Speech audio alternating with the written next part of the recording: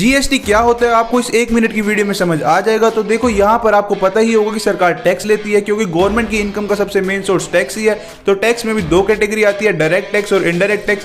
जो direct tax होता है वो पर्सन से डायरेक्टली ले लिया जाता है, और जो इनडायरेक्ट टैक्स होता है वो किसी चीज के खरीदने या बेचने में लगता है। अब इनमें भी अलग अलग सब कैटेगरीज होती है। तो यहाँ पर हम बात करें इनडायरेक्ट टैक्स की, तो यहाँ पर जितनी भी सब कैटेगरीज है इन सबको खत्म करके लाया गया एक टैक्स जिसका नाम दिया गया जीएसटी। अब बात करें जीएसटी क्यों लाया गया, ऐसा इसलिए किया गया क्योंकि हर स्टेट अपनी मर्जी के हिसाब से टैक्स लेती थी। अब जीएसटी के आने से हर जगह all over the India tax same हो गया। अब बात करें जीएसटी कब देना होता है, तो बेसिकली इसमें 3 चीजें होती है। नंबर फर्स्ट, जिनका सालाना लेन देन यानी टर्नओवर 20 लाख से ज्यादा है। नंबर सेकंड, अगर आप किसी एक स्टेट से दूसरे स्टेट में व्यापार करते हैं, चाहे वो 1 रुपए का भी हो, वहां पर आपको जीएसटी देना पड़ेगा। नंबर थर्ड, अगर आप ऑनलाइन बिजनेस करते हैं, एग्जांपल के लिए मान लीजिए ई कॉमर्स, तो वहां पर आपको जीएसटी देना पड़ेगा, चाहे ऑर्डर कितने का भी हो।